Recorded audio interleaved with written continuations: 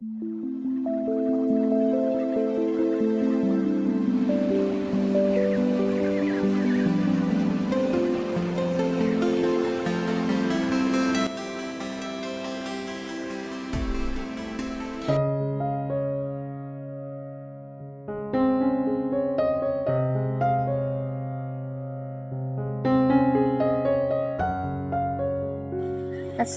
আলাইকুম, আমি সুমাইয়া খুলনা থেকে বলছি। ভিলেজ লাইফ ব্লগ সুমাইয়া চ্যানেলে সবাইকে স্বাগত জানাই। কাছে এবং দূরে যে যেখান থেকে আমার ভিডিওটি দেখছেন, আশা করি আল্লাহর অশেষ রহমতে সবাই ভালো আছেন। আমরাও আলহামদুলিল্লাহ ভালো আছি।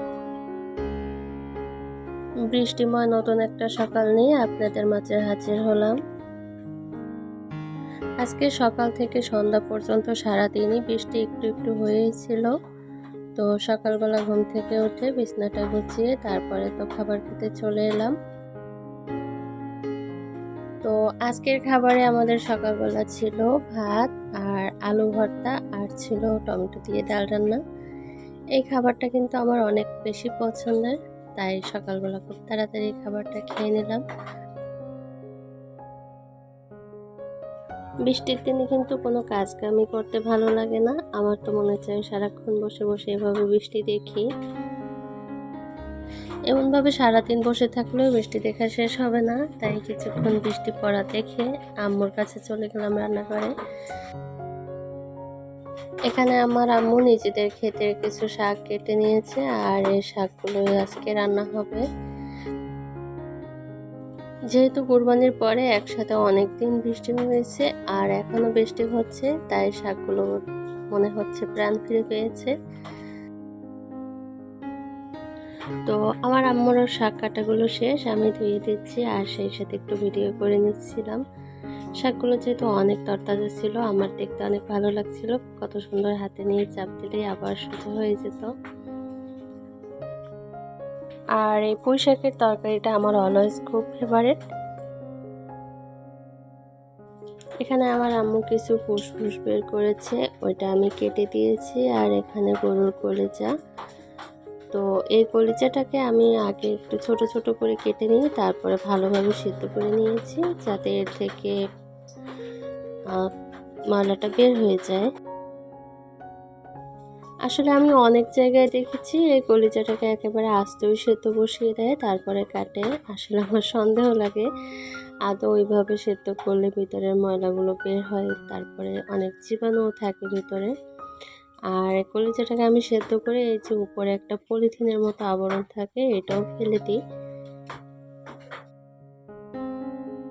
কলিজার উপরে যে আবরণটা থাকে এটা কিন্তু খুবই হালকা থাকে, একটু এক পাশ থেকে টান দিলেই ইজিভাবে পুরোটা উঠে যায়। তো ওই আবরণটা উঠিয়ে আমি ছোট ছোট করে কেটে নিচ্ছিলাম।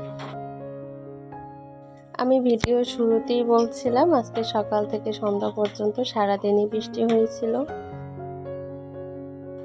আমাদের যেহেতু টিনের ঘর, যখনই বৃষ্টি হয় তখনই ঝুমঝুম করে শব্দ আসে।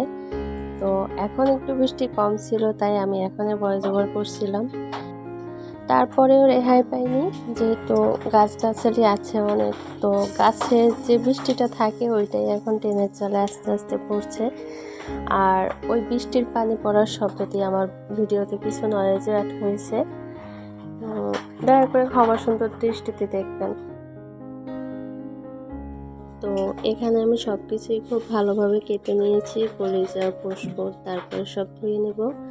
আসলে এই অনেক কাজ একসাথে কাটাকাটি ধোয়াধুয়ি, এই কাজগুলো আমার খুবই পছন্দের একটা কাজ। আমি এই কাজগুলো করতে অনেক বেশি ভালোবাসি।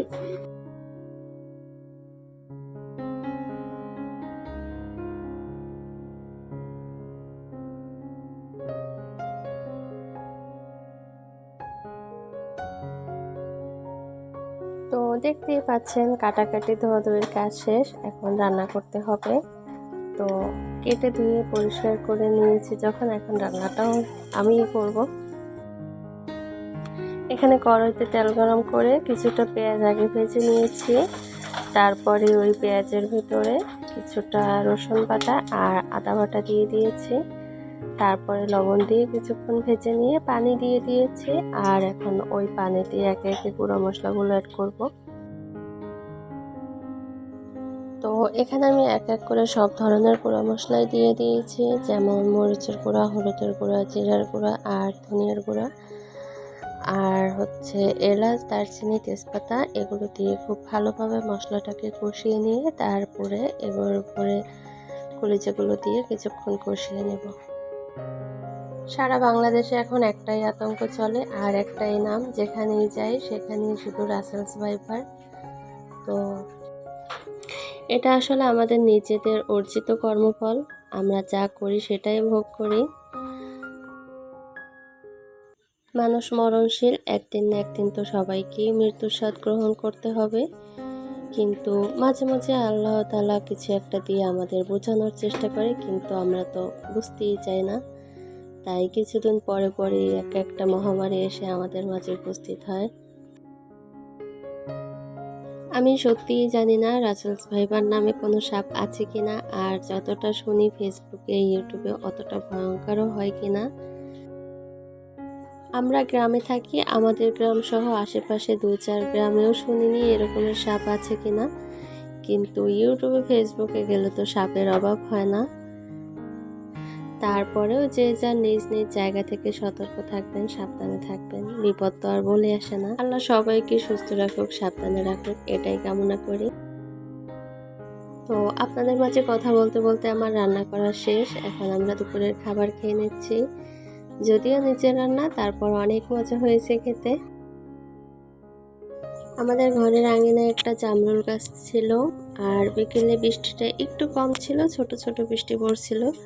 তো বৃষ্টির জন্য জামরুলগুলো পেকে গেছে, আর এখন যদি না পারা হয় তাহলে এগুলো গোটা থেকে পড়ে যাবে। তাই বৃষ্টিতে ভিজে ভিজে হলেও কিছুটা জামরুল পেড়ে নিচ্ছিলাম। আর এই জামরুলগুলো কিন্তু খেতে অনেক মিষ্টি হয়। জামরুলগুলো যখন বড় হবার কথা ছিল তখন বৃষ্টি হয়নি, এই জন্য বেশি একটা বড় হয়নি, কিন্তু বড় না হলেও অনেক মিষ্টি খেতে। আর যদি একটু বৃষ্টি হতো তখন তো অনেক বড় হয়ে যেত। তো এখানে পাকা পাকা দেখে আমি অনেকগুলো জামরুল পেড়ে নিয়েছি। সারাদিনের কাজকর্ম একটু একটু করে আপনাদের মাঝে শেয়ার করেছি। আশা করি ভিডিওটি আপনাদের কাছে ভালো লাগবে। যদি ভালো লেগে থাকে তাহলে প্লিজ একটি লাইক, একটি কমেন্ট করে যাবেন, আর সেই সাথে আমার চ্যানেলটিকে সাবস্ক্রাইব করে চ্যানেলটির পাশে থাকবেন। যারা অলরেডি আমার চ্যানেলটি সাবস্ক্রাইব করেছেন তাদেরকে অসংখ্য ধন্যবাদ। তো জামরুলগুলো পাড়া শেষ হতে না হতেই আবার মুষলধারে বৃষ্টি শুরু হয়েছে, আর এই বৃষ্টির মাঝে হঠাৎ করে দেখলাম আকাশে অনেক রোদ। তো এই দৃশ্যটা আমার কাছে অনেক ভালো লেগেছে, তাই একটু ক্যাপচার করে রাখলাম।